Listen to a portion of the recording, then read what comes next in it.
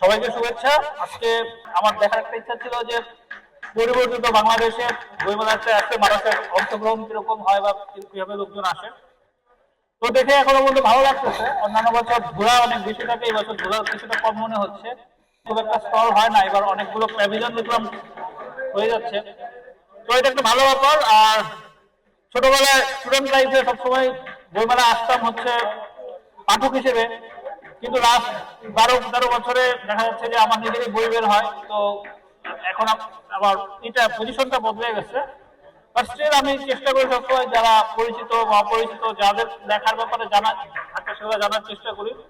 এবছর মেলায় আমার একটা নতুন বই বের হয়েছে, সেটা হচ্ছে ডিটাচমেন্ট টু ডিপার্চার। এটা আমি 2023-এ 124 জন মানুষ আমাকে আর্থিক অনুদান দিয়েছিল এই বইটা রাখার জন্য। এই বইটা রাখার জন্য আমি ইন্ডিয়া ছিলাম 1.5 মাস।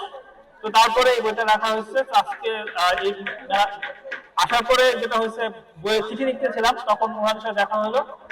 তো মনে করতেছি যে এবারে বইমেলাটা অন্যান্য বারের চেয়ে একটু আলাদা কিছু হবে। তো দেখা যাক। সবাইকে ধন্যবাদ।